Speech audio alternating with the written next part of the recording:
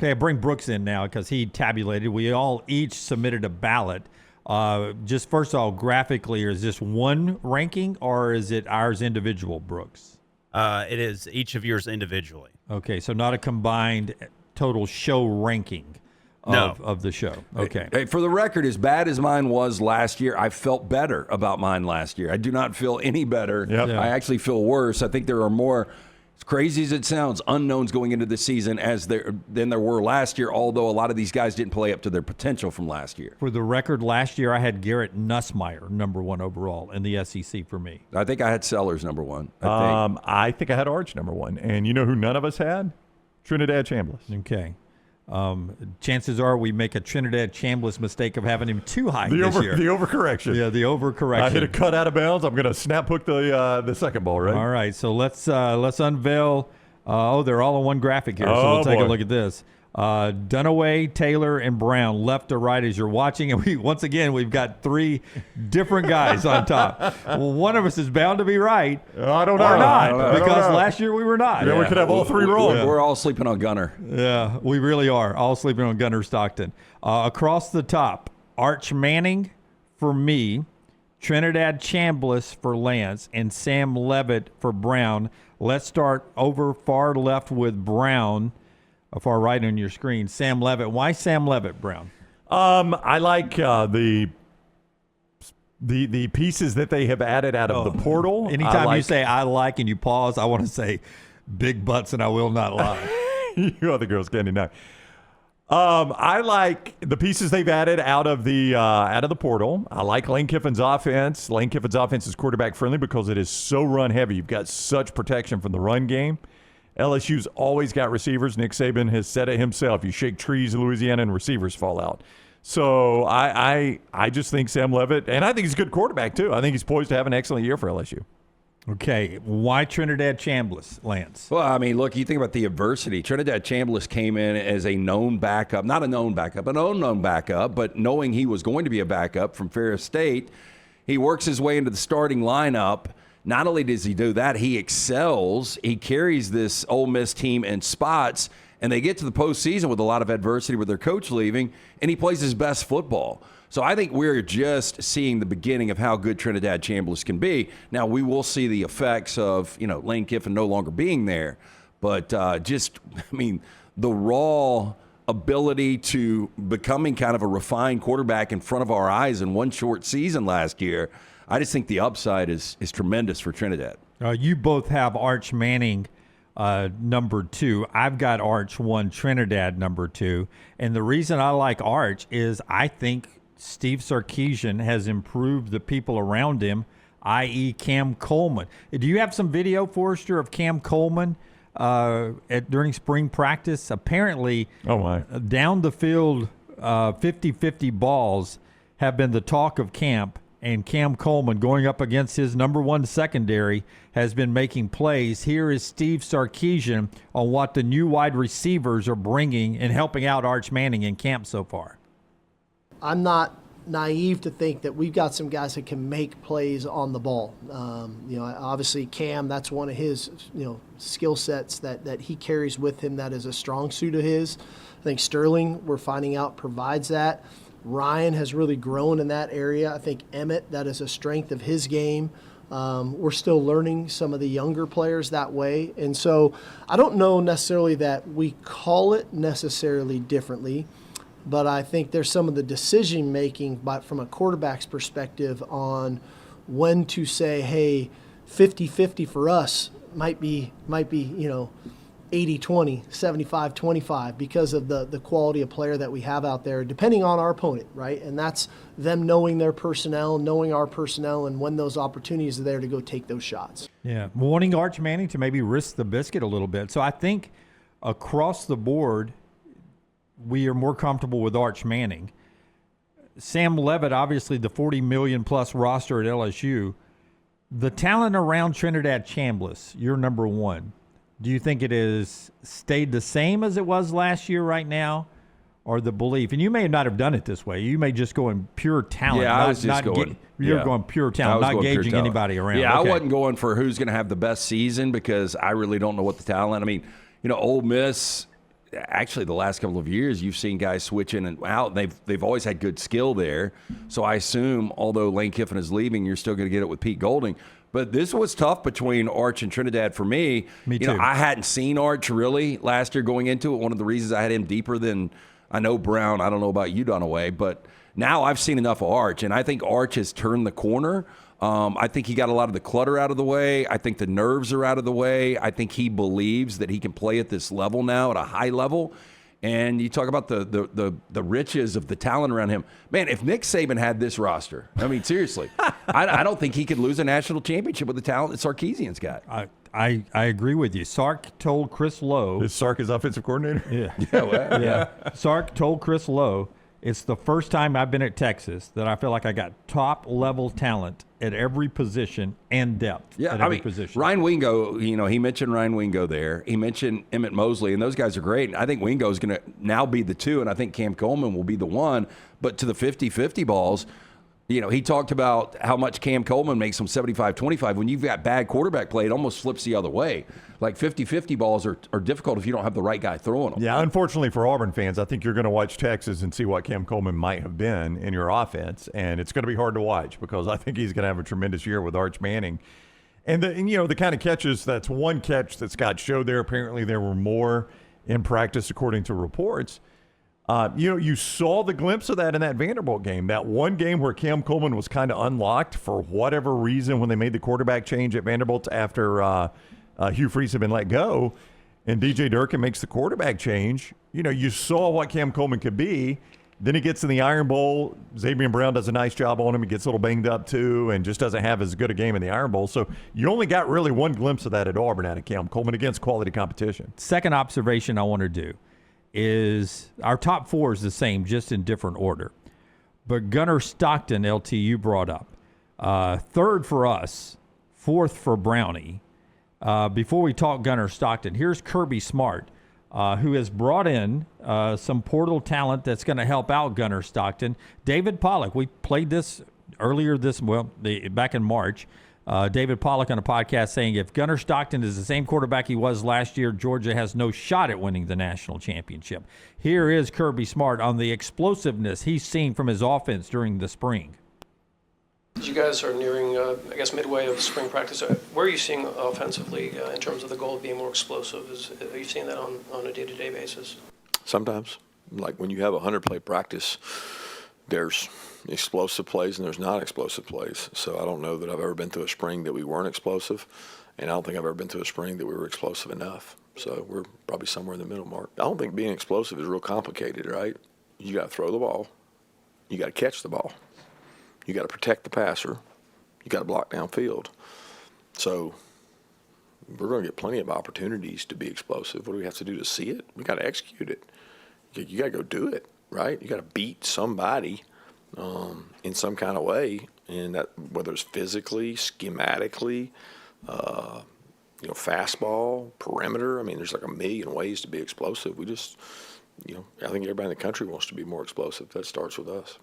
Gunnar Stockton, can he pull the trigger and be explosive? It depends on the skill around him. I mean, Zachariah Branch was really good, but a lot of those were just short hits last year. So I don't know what he's got skill-wise, but Gunnar Stockton impressed me because I saw him play like a borderline elite quarterback against Tennessee and Ole Miss, and then was so efficient against really good teams in Texas and Alabama. Doesn't turn the football over, completes 70% of his passes. There's no expectation when you look at the guy. I mean, he's not Joe Cox, but he sure as hell ain't Matt Stafford. But he is a really, really good quarterback that I think the majority of the nation is sleeping on. This has long been a criticism of offenses under Kirby Smart, is that they feel like they play more towards their defense and they're not explosive enough, right? Well, here are the numbers from last year. I'll just give you last year's numbers. Plays of 10-plus yards. This is Southeastern Conference teams. Plays of 10-plus yards. Georgia 8th in the conference, middle of the pack. Plays of 20-plus yards. Georgia 10th in the conference, below middle.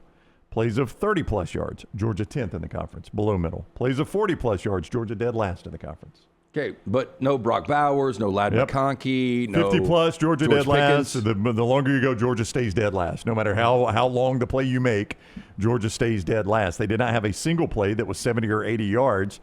Only Florida in the conference was in that category where you didn't have a single play that was 70 or 80 yards. They only had one that was 60 yards. Well, you didn't have a 1,000-yard receiver. You didn't have a 1,000-yard rusher. I mean, it was really that's more Georgia's fault than Gunnar Stockton's fault. I mean, Gunnar Stockton played really, really efficient football, and again, at times played borderline elite football, and he doesn't have any big plays or big play players around him. Especially in the shootout at Tennessee. He played great and took some deep shots, perfect throws. To your point, LT, so in need of playmakers, they hit the portal, which is, Kirby uses the portal, but not like a lot of people. Kentucky running back Dante Dowdle, now a Georgia Bulldog. Good running back. Yeah, but, we'll see. I mean, that's, coming from Kentucky to Georgia, obviously an upgrade, but, is he elite? We'll see. And he went to rival Georgia Tech to get a wide receiver in Isaiah Canyon, and he's known as a guy who can make the acrobatic 50-50 catches downfield, much like you saw with Cam Coleman. I'm sure Georgia was in on Cam Coleman and got outbid. Sure. Yep, like a lot of people did. But Greg McElroy on ESPN, his podcast, you hear him on Jocks locally, but says the name to watch is another tight end, Cade Prothro, 6'6", 230. Speed enough and agility enough not to line up traditionally as a tight end, can be a tight end, but also can line up in the slot if he needs to.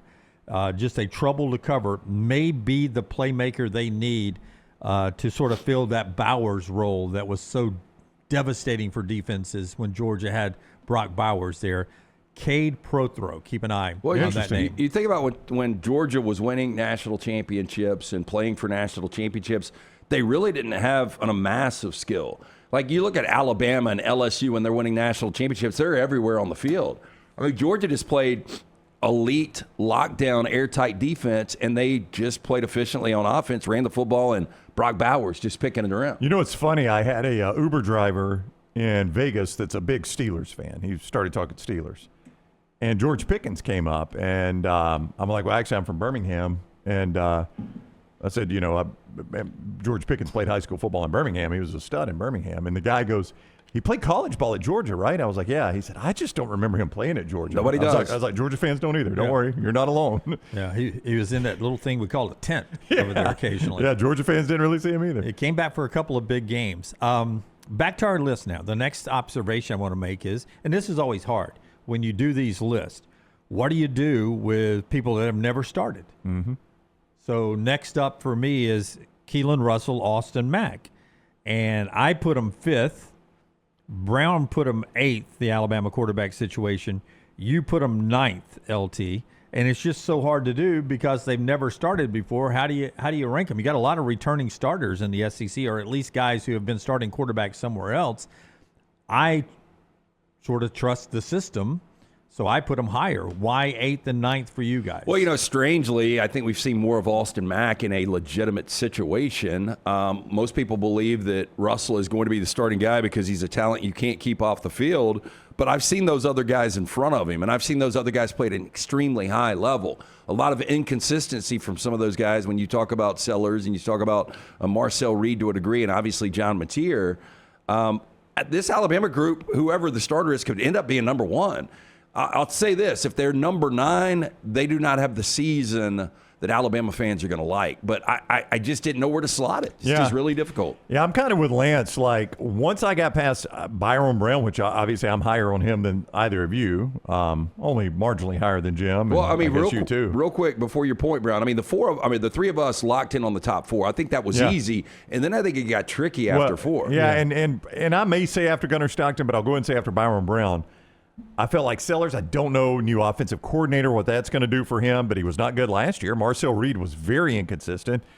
I don't know who the Alabama starter is. Mateer was not great last year. I mean, those are a lot alike to me. I mean, those are hard to rank. That was the hardest part of the ranking for me, was probably from 6 to 10. Yeah, but specifically on the Alabama situation, where are you on Alabama's receivers?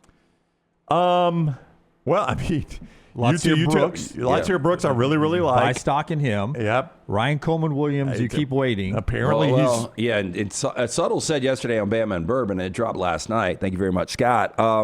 He said that Ryan Williams was turning some heads. Yeah, I mean, Yeah. apparently he's had a much better spring than he did fall, so that's right. good. Yeah, And then the freshman that's coming in, Sindarian Morgan. that's the one I want to see.